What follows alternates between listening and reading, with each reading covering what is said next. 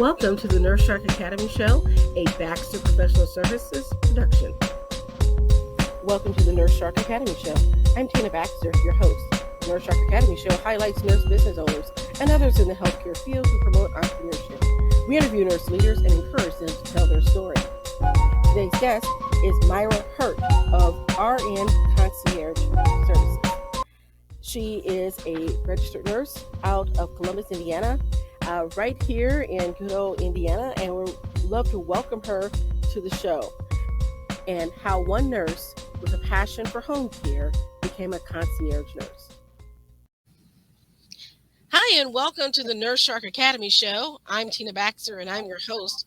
Our mission at the Nurse Shark Academy is to expand the consciousness of nurses as experts to reflect their individual and collective power by promoting self-agency through inspiring nurses to dream big, reach far, and soar to new heights in business and the profession of nursing, thereby producing a healthier and richer society. The Nurse Shark Academy Show highlights nurse business owners and others in the healthcare field who promote entrepreneurship. We interview nurse leaders and encourage them to tell their story. Join us and support these wonderful nurse entrepreneurs and leaders. Today's guest is Myra Hurt. Myra is a registered nurse and has been in the home care industry for 10 years and a nurse for 20 years. Together with her husband and her daughters, she developed a agency that helps individuals with personal services at home, and she's also started the RN Concierge business. Welcome to the show, Myra Hurt. Hi, thanks for having me. So tell me a little bit about your background. We always start with that hard-hitting question of what made you become a nurse and how did you get into nursing? Well, so I actually I always wanted to be a nurse or a teacher. I had my daughter when I was very, very young. I was only 17, and I needed to have something that could provide for us. And I couldn't work in a factory. I had to do something that I loved. My heart has to be in whatever I do. And so I thought, well, I could go to school for a year and be an LPN and then I would be done. But as we all know in nursing, you're never done. It's true. Yes. So Yes. that's how I became a nurse. But I love it. I don't know what else I would do that I would love this much. So tell me about your nursing background. Where did you get started? So I started in home health as an LPN. I did private duty home health care where I sat with pediatric patients who had like traumatic brain injury or developmental delay and that kind of thing. I did that for about 10 years and I thought I would like to be more like a case manager because I really, really liked what my supervisor was doing. And she said, to be able to do this, you're going to have to go back to school. So I went back to school to get an associate degree as a registered nurse, and I became a registered nurse. When I did that, I went and worked at a hospital for about 2 years on a med surg unit and found out that hospital work is not for me. um, so I went back to home care. I then for about 3 years worked in home care. It was an agency that did Medicaid. We only took Medicaid as a payer, but we did some skilled and then mostly home health aid kind of work. But I was a case manager.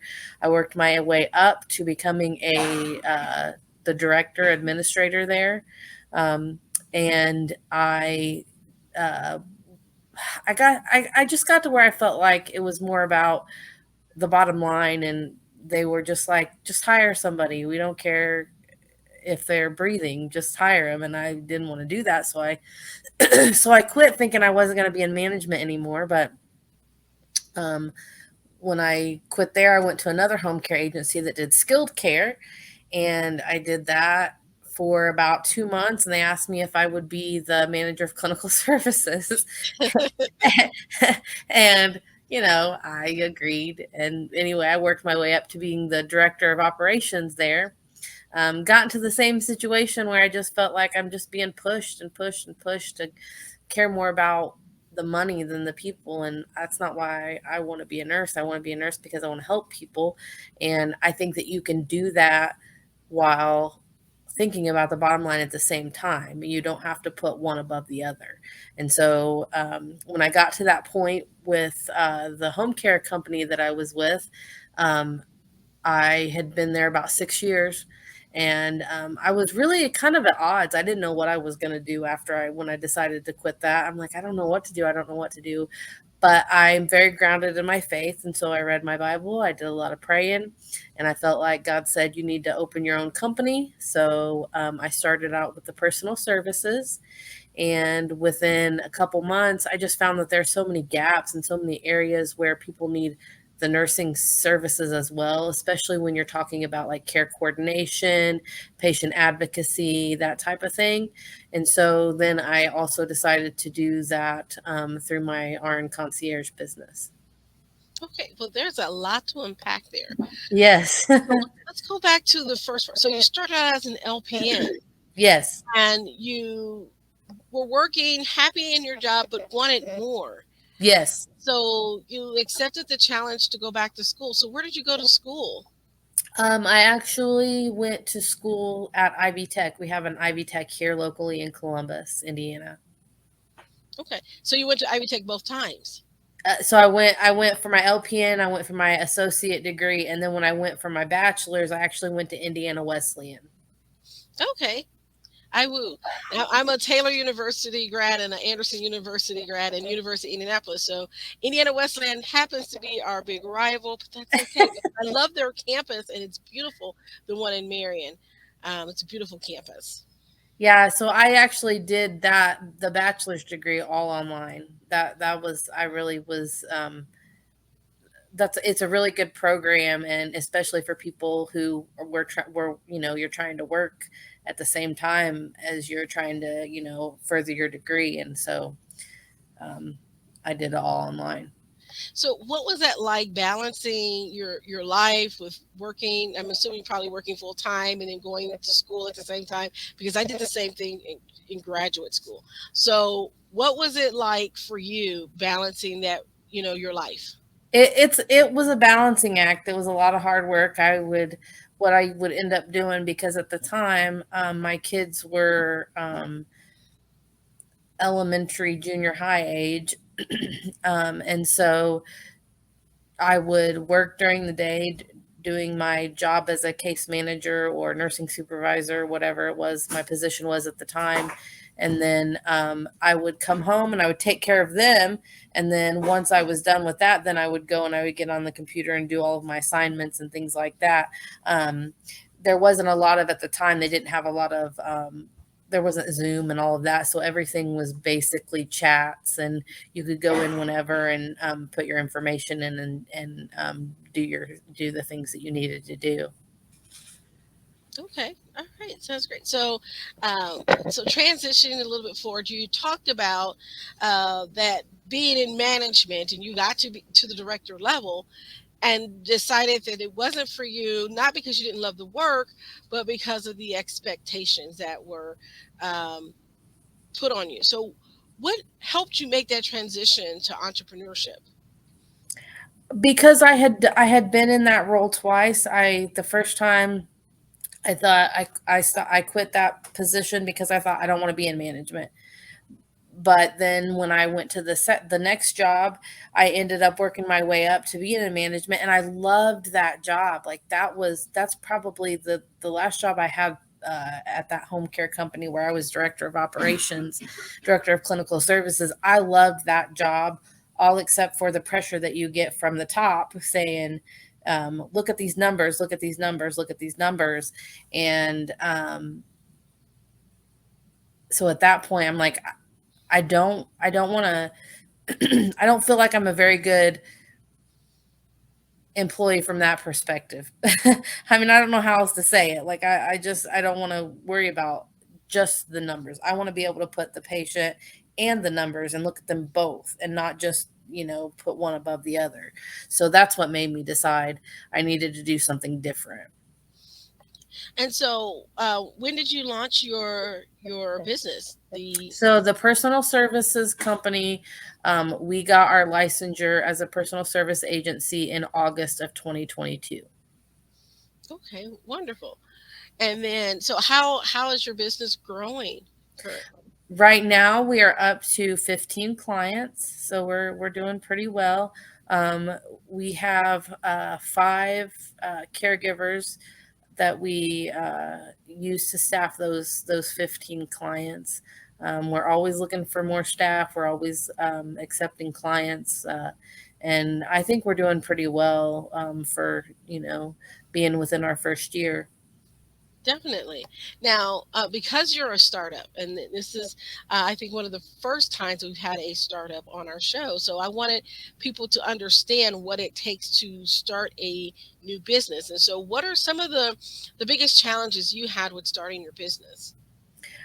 So I think some of the biggest challenges is with my background and being that I was a director of operations, I felt like I had all these connections that would help me, and it would make the business take off faster than it did. So the struggle has really been that it's not taken off as fast as I thought it would. So you have to really look at your budget, and you have to budget your money and things like that. Like I said, I, I think I've been able to do that without putting that above the clients, but it is hard in the beginning to try to balance the two. It's always a challenge when you're starting a new business, right? Yeah. And then, so you have to look at your marketing challenges, your branding, how to get the word out, referral sources. All of these things are all part of being a business owner. What's the biggest lesson that you've learned in your entrepreneurial journey? Never give up, because if you do, if you think that you're just going to go out there and tell someone who you are one time and they're going to know it, that's not going to happen. I always thought it was silly when they say that people have to hear things 10 times to really even know what it is or what's going on or understand it. But that really is true. I've been out there telling people who we are and what we do for going on a year, and just now we're starting to get where people know who we are and that we're here and that we're here to help. So, what has been um, your best way of marketing your services? How do you get the word out? So the way I started was by talking to social workers at facilities, like rehab facilities. That's really how I started. I started that way, and then I also do some marketing on Facebook as well. Some paid ads, not a whole lot, but I do have some paid ads on there. But mostly it's that, and then just providing good customer service. And so I imagine that you ask for referrals from your existing clients and their families and maybe Yes, you meet. yes.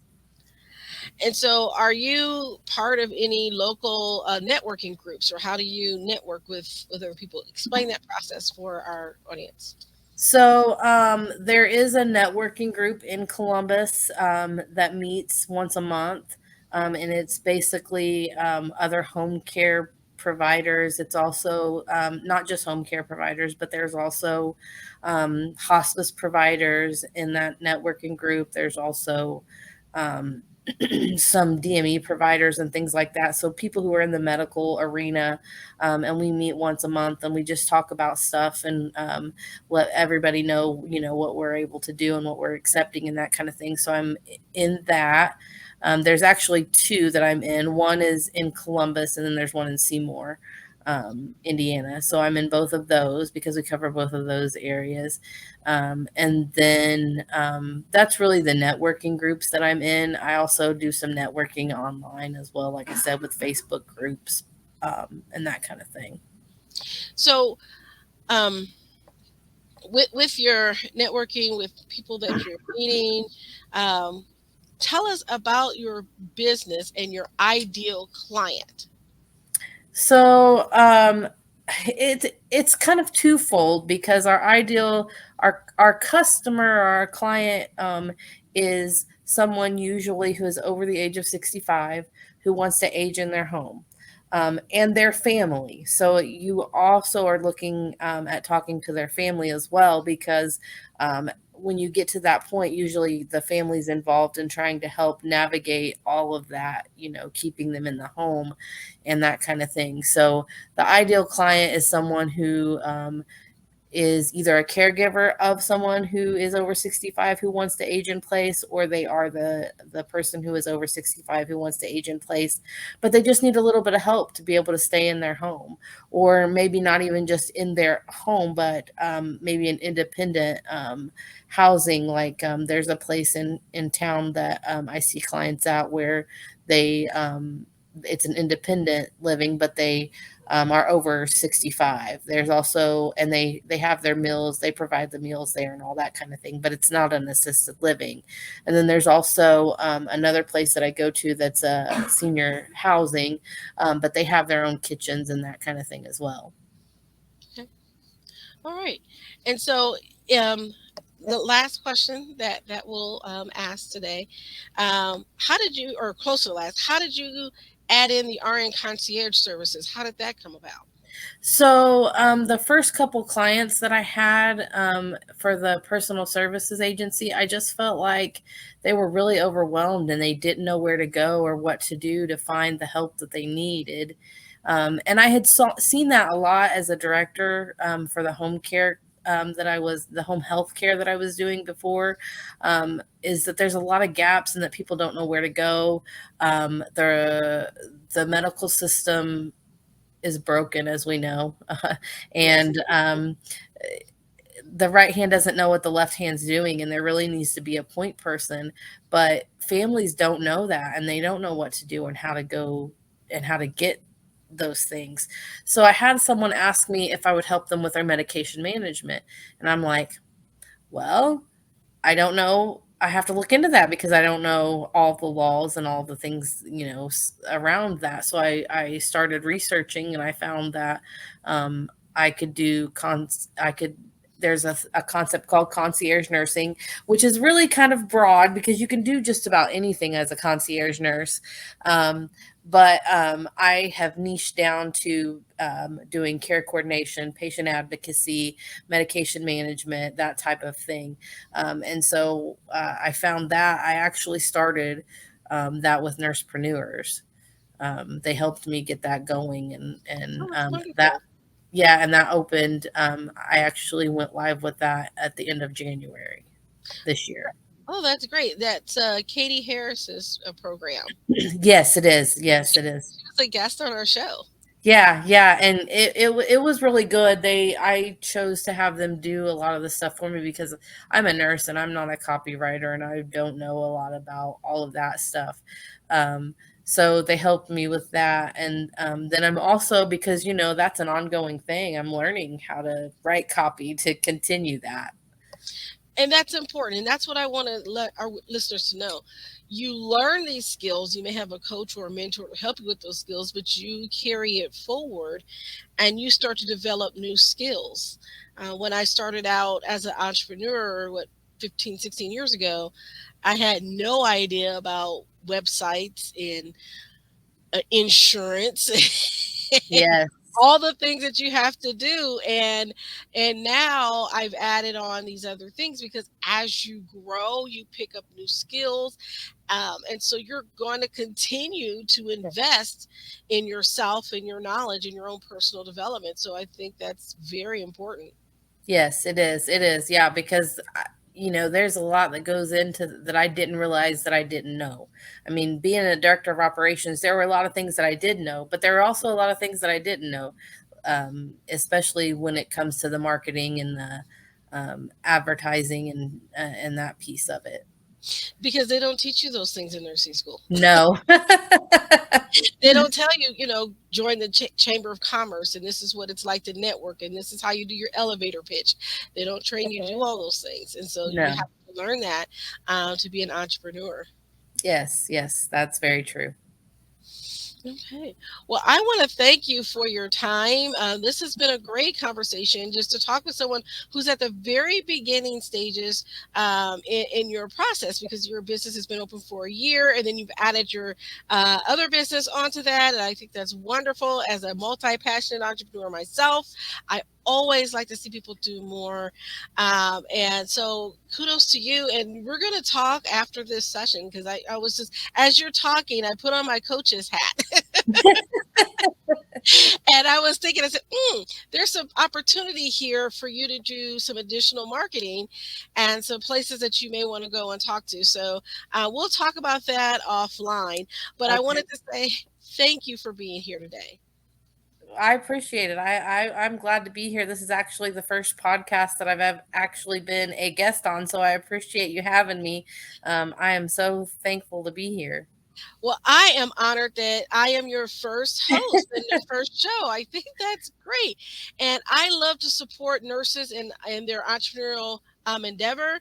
There have been some wonderful people that supported me, and I like to give back the love. And the fact that you're local here to Indiana even makes my heart warmer. So thank you. This has been the Nurse Shark Academy show with Myra Hurt, and I appreciate you listening today. Don't forget to like and subscribe to our show. Share this great content with others. Invite others to discover our show. And if you will, leave a comment on Podbean or Apple Podcasts and give us a like. Thanks for tuning in, and have a great day.